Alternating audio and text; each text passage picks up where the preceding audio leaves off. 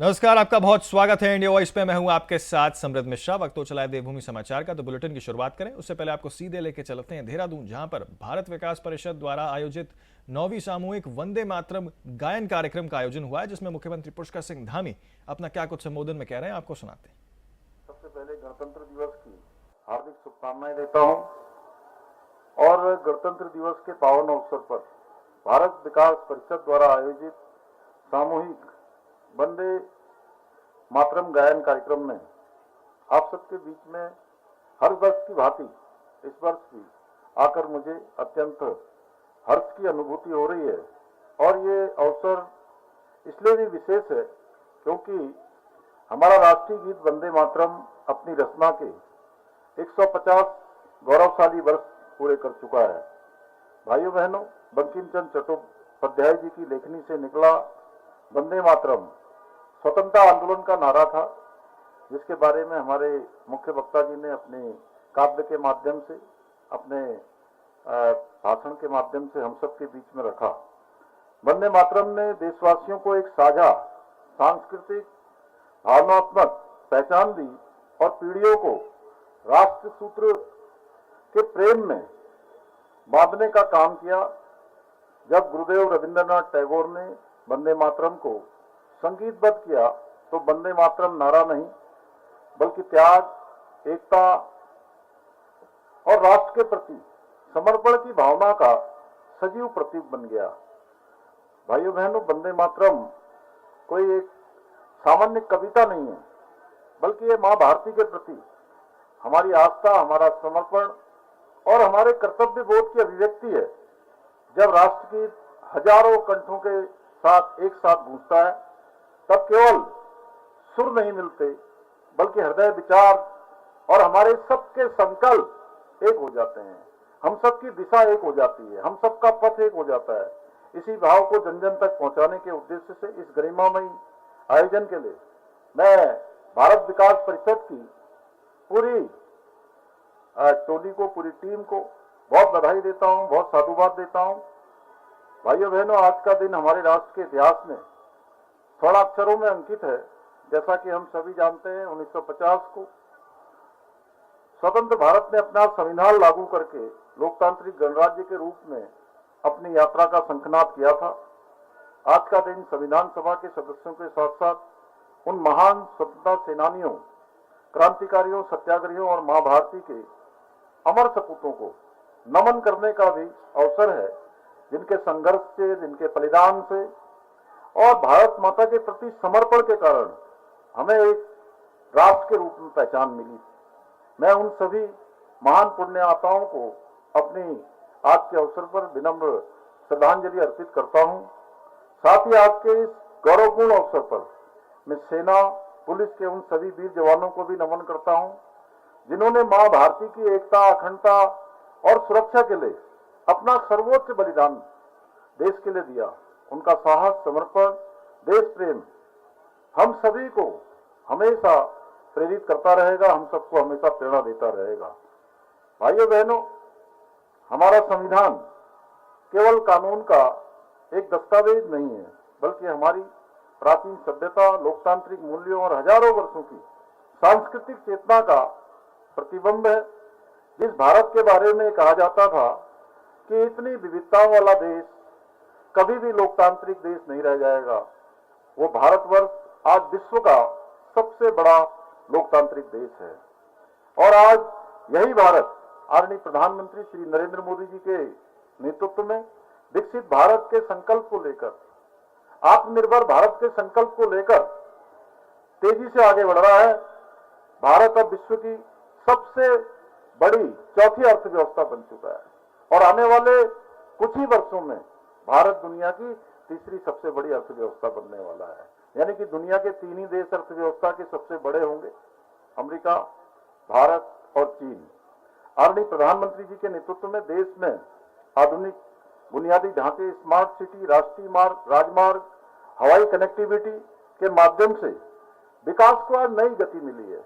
आज 6 lane highway, 4 lane highway, और हम देहरादून वाले तो विशेष रूप से इसलिए भी आदरणीय प्रधानमंत्री जी का मैं आप सबकी तरफ से धन्यवाद करता हूं कि अगले आने वाले कुछ ही समय बाद, कुछ ही दिनों महीनों बाद हमको देहरादून से दिल्ली जो हमारा एक्सप्रेस वे है वो बनकर लगभग तैयार हो गया है।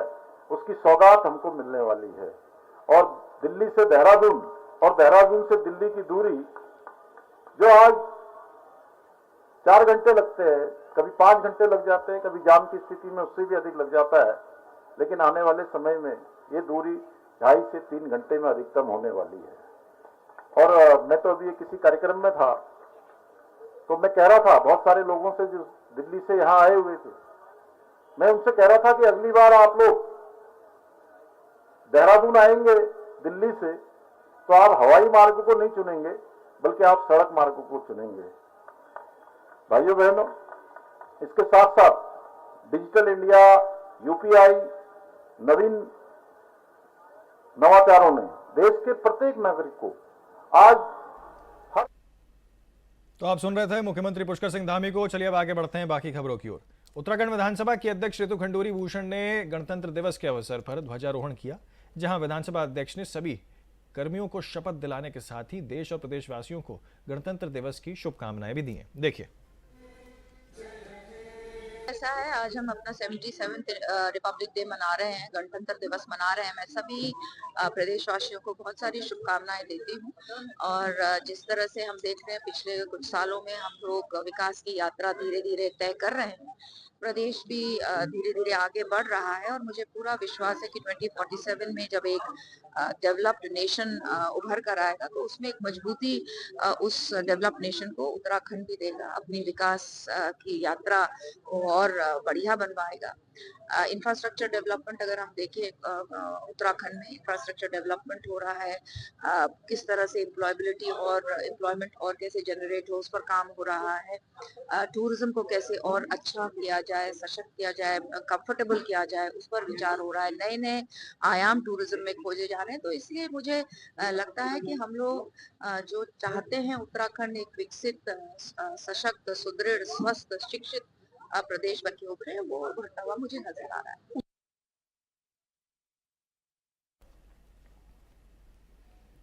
तो 77वें गणतंत्र दिवस के अवसर पर पुलिस लाइन रोशनाबाद में भव्य परेड और समारोह का आयोजन किया गया। कार्यक्रम के मुख्य अतिथि प्रभारी मंत्री हरिद्वार सतपाल महाराज ने राष्ट्रीय ध्वज फहराया और परेड की सलामी लेकर पुलिस बल का उत्साहवर्धन किया। इस अवसर पर एसएसपी हरिद्वार प्रवीण सिंह डोभाल ने पुलिसकर्मियों और कर्मचारियों को संविधान के प्रति निष्ठा की शपथ दिलाई है। समारोह में आपको बता दें कि मॉडल विजेता पुलिसकर्मियों को यहां पर पत्र प्रदान कर उनको उत्कृष्ट कार्यों की सराहना भी की गई है। प्रभारी मंत्री सतपाल महाराज ने सफल परेड आयोजन की प्रशंसा करते हुए 1 लाख रुपए की प्रोत्साहन राशि देने की घोषणा की है। उन्होंने कार्यक्रम में मौजूद आमजन और बच्चों से भी संवाद कर देशभक्ति का संदेश दिया।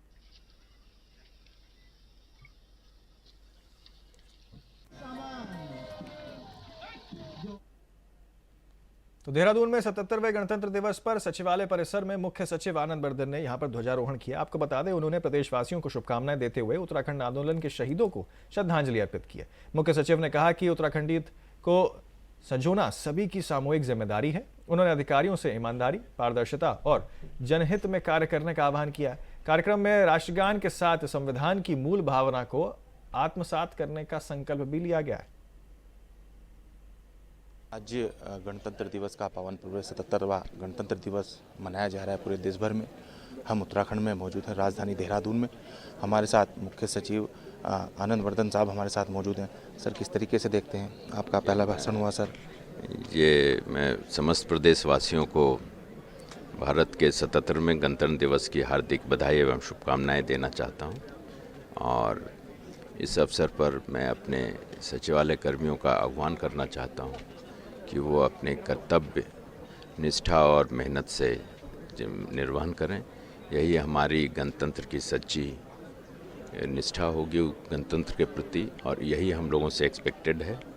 और यही हमने आज अपने संबोधन में उन लोगों से आह्वान किया है।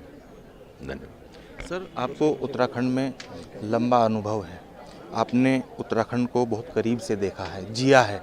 सर, आपने कई ऐसी योजनाएं धरातल पर लेकर आए हैं। सर, आप आज पूरे देश भर में उत्तराखंड को किस पायदान पर देखते हैं? देखिए, उत्तराखंड एक पूरे कंट्री के उसमें देखें नेशनल पर्सपेक्टिव में तो हमारी लगभग सभी क्षेत्रों में हम बहुत ही प्रगतिशील और बहुत ही मतलब हायर लेवल पे हैं और कई चीज़ों में हमें प्रथम स्थान भी मिला है और आगे हमारी कोशिश रहेगी कि हम इसको और बेहतर बनाएं।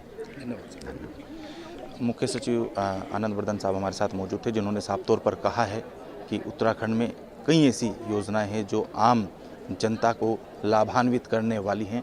कैमरा पर्सन हर्ष सुनियाल के साथ हितेश त्यागी, इंडिया वॉइस, देहरादून। तो राज्यपाल गुरमीत सिंह ने सभी देश और प्रदेशवासियों को गणतंत्र दिवस की शुभकामनाएं दी हैं। साथ ही आज का यह दिन बहुत स्पेशल है क्योंकि ये 77 साल हमारे अमृत काल और संकल्प के लिए प्रेरित है। साथ ही राज्यपाल ने देश की एकता और अखंडता की रक्षा के लिए अपना सर्वस्व न्योछावर करने वाले स्वतंत्रता संग्राम सेनानियों और वीर शहीदों को स्मरण कर श्रद्धांजलि भी अर्पित की है। इस दौरान राज्यपाल ने कहा कि प्रधानमंत्री नरेंद्र मोदी के नेतृत्व में भारत हर क्षेत्र में विकास के नए कीर्तिमान स्थापित कर रहा है और डिजिटल अर्थव्यवस्था, स्टार्टअप, संस्कृति, रक्षा उत्पादन, अंतरिक्ष प्रौद्योगिकी और सैन्य शक्ति के क्षेत्र में भारत ने विश्व मंच पर अपनी सशक्त उपस्थिति दर्ज कराई है।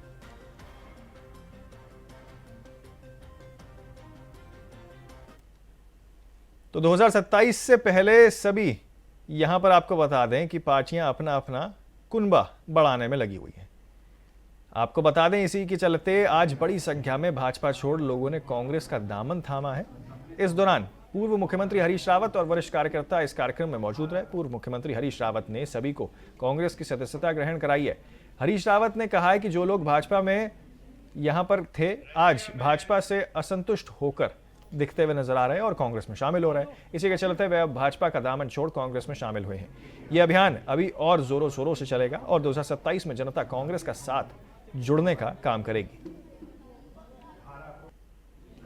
हाँ, बहुत कुछ पुराने साथी और कुछ नए लोग जो है और बहुत सारे ऐसे सामाजिक राजनीतिक कार्यकर्ता जो किसी भ्रमवश भाजपा के साथ चले गए थे, लेकिन अब वो महसूस कर रहे हैं कि भाजपा जो है राष्ट्रीय सोच वाली पार्टी नहीं है, केवल स्वहित वाली पार्टी है। तो वो सारे लोग जो है फिर से वो लोग कांग्रेस के साथ जुड़ रहे हैं और ये सिलसिला बहुत दिनों से चला हुआ है और आगे बढ़ेगा और आगे बढ़ेगा और मैं उन सबका बहुत बहुत स्वागत करता हूँ। देहरादून में सीएम धामी ने मुख्यमंत्री आवास में झंडारोहण किया है। उस मौके पर सीएम धामी ने गणतंत्र दिवस की प्रदेशवासियों को शुभकामनाएं दी हैं। वहीं इस दौरान सीएम धामी ने अधिकारियों और कर्मचारियों को संबोधित कर शपथ भी दिलाई है।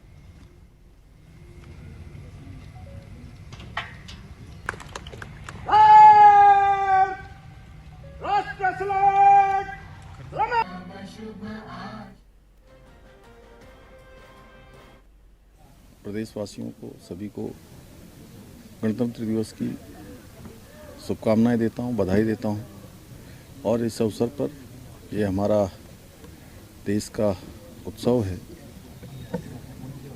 इस अवसर पर मैं देश के बलिदानियों को, स्वतंत्रता संग्राम सेनानियों को, देश के हमारे वीर बलिदानी सैनिकों को अपनी भावभीनी श्रद्धांजलि भी अर्पित करता हूं, उनका स्मरण करता हूं, जिनके कारण से हमारा गणतंत्र और मजबूत हुआ है। और इस अवसर पर हम सभी यह भी संकल्प लेते हैं कि हमारे प्रधानमंत्री आदरणीय श्री नरेंद्र मोदी जी के नेतृत्व में जो विकसित भारत का और आत्मनिर्भर भारत का संकल्प लिया गया है, उस संकल्प को पूर्ति के लिए हम सभी अपना योगदान देंगे। तो फिलहाल जो है एक बहुत छोटे से ब्रेक के लिए रुक रहे हैं। आप कहीं ना जाएं, बने रहें सिर्फ इंडिया वॉइस पर। ब्रेक के बाद जो है फिर एक बार आपका स्वागत है। आगे बढ़ते हैं बाकी खबरों की ओर। रानीखेत के सोमनाथ मैदान में आपको बता दें कि सेना के उत्साहवर्धन गणतंत्र दिवस समारोह आयोजित किया गया। आपको बता दें केसीआर कमांडेंट ब्रिगेडियर संजय कुमार यादव ने शहीद स्मारक पर अमर जवान ज्योति पर यहां पर पुष्प चक्र अर्पित किए हैं।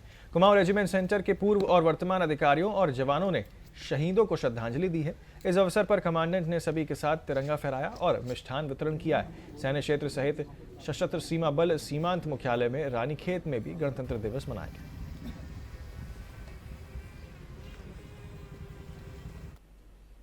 तो पर्यटन नगरी मसूरी में धार्मिक सौहार्द को बिगाड़ने की घटना सामने आई है। मसूरी में निजी भूमि पर बनी बाबा बुल्ले शाह की मजार को असामाजिक तत्वों ने ध्वस्तीकरण किया। इस घटना को लेकर पुलिस ने 3 नामजद आरोपियों समेत 25 से 30 अज्ञात लोगों के खिलाफ मुकदमा दर्ज कर जांच शुरू कर दी है। बता दें कि 24 जनवरी को असामाजिक तत्व हथौड़ा और सब्बल लेकर मजार परिसर में घुसे और मजार को नुकसान पहुंचाया गया। इतना ही नहीं, वहां रखे धार्मिक ग्रंथों को भी यहां पर क्षतिग्रस्त किया गया। इस घटना से क्षेत्र में तनाव का माहौल बन गया है।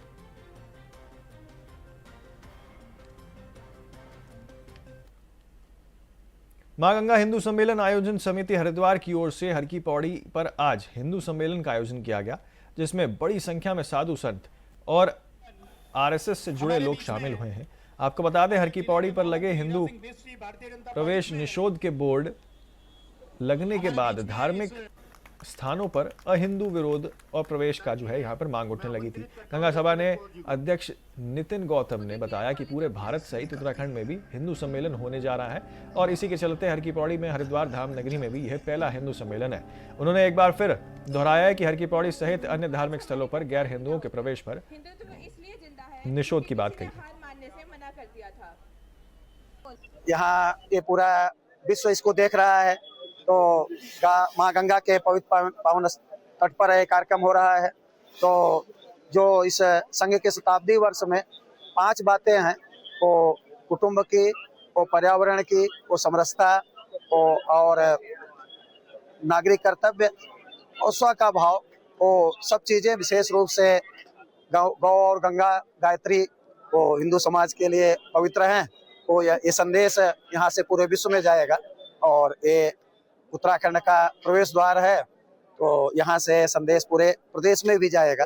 देखिए, ये उत्तराखंड देवभूमि का प्रवेश द्वार है। उत्तराखंड में हिंदू सम्मेलन पूरे उत्तराखंड में होने हैं।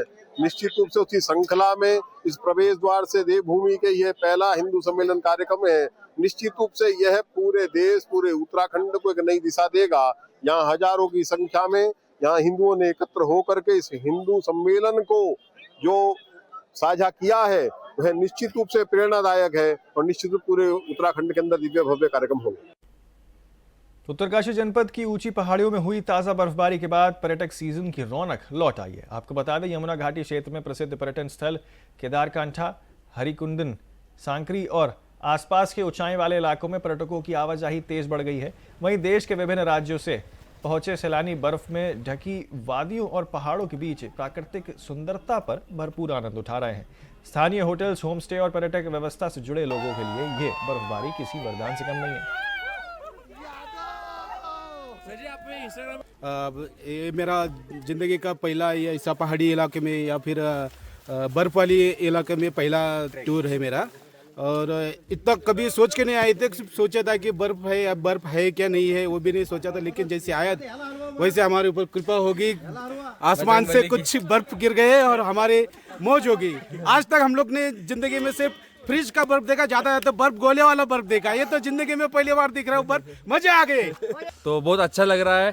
हमें लग नहीं रहा था कि इतना अच्छा मौसम होगा। हर जगह बर्फ ही बर्फ है, पूरी व्हाइट चादर सब जगह फैली हुई है। कितने खुश हैं आप? इतने खुश है कि ना बोलते हैं जन्नत का द्वार जो है अभी हम इधर ही दिख रहा है हमें। बहुत मतलब जता नहीं सकते, बता नहीं सकते, इतना हम खुश है। अनएक्सपेक्टेड थिंग थे हमें। हम 40 लोगों की टीम है और हमारी टीम के साथ एक हमारे जो मेन अधिकारी है उद्धव भाई, इन्होंने सब सहकार्य किए, सबको बुलाने में, सबके सब कराने में, रूम वगैरह सब करने में, और यहाँ हमको लाके मतलब जन्नत होती है ना, जन्नत फील करा दी है उन्होंने। और क्या बताइए, आपको बता नहीं सकते, शब्द नहीं है हमारे पास बोलने के लिए, हमारे पास शब्द नहीं बचे। क्योंकि अब मैं नागपुर से हूँ, ये मुंबई से है, कोई कहीं से है, ये उत्तर प्रदेश। कितना एंजॉय कर रहे हैं? बहुत हमने सिर्फ फ्रिज का बर्फ देखा था, आज जन्नत जैसा लग रहा है जो हमने पहली बार देखा है, जिसमें हमने टोटल हमारे 11 लोग हैं जो हमारे वसई से आए हैं यहाँ पे, और हमें ऐसा लगने रहा था कि इतना बर्फ रहेगा, लेकिन हम सोच रहे थे कि बर्फ मिलेगा कि नहीं, लेकिन जब जो कल से स्टार्ट हो गया दोपहर से, तो ऐसा हो रहा है कि मतलब, और एक हाँ एकदम जन्नत से बात है। दूसरा फील है कि हमने हमारे सब जो बैग वगैरह सब के ऊपर रखे थे, और हम ऐसे ही है, मतलब हाथ में ग्लोव्स वगैरह कुछ नहीं है, फिर भी एंजॉय कर रहे हैं। और कल भी हमने दूसरी जगह, मतलब जहाँ पे हमारा स्टे था वो छोड़ के दूसरी जगह हमने स्टे लिया था, लेकिन बहुत उधर ही बहुत मजा आया।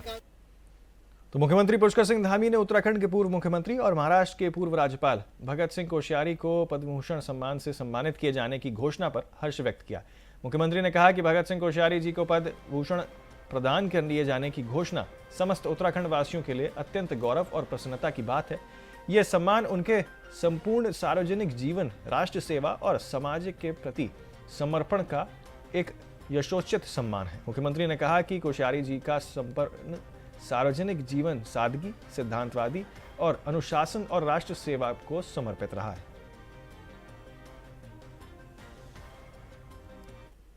सबसे पहले तो आप लोगों को गणतंत्र दिवस की मैं बहुत बहुत बधाई देता हूं। जहां तक पद्म पुरस्कार का, पद्म भूषण पुरस्कार का संबंध है, मैं उसके लिए राष्ट्रपति जी, प्रधानमंत्री जी सबका धन्यवाद करता हूं।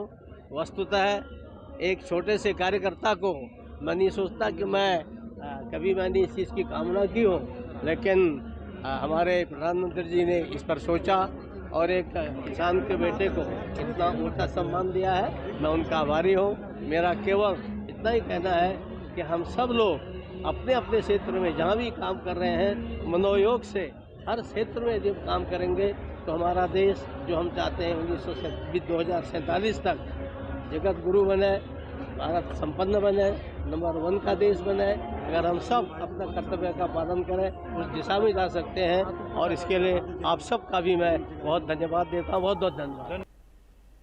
तो फिलहाल के लिए इस बुलेटिन में मेरे साथ इतना ही। जल्द होंगे हाजिर और खबरों के साथ। आप बने रहें सिर्फ इंडिया वॉइस पर।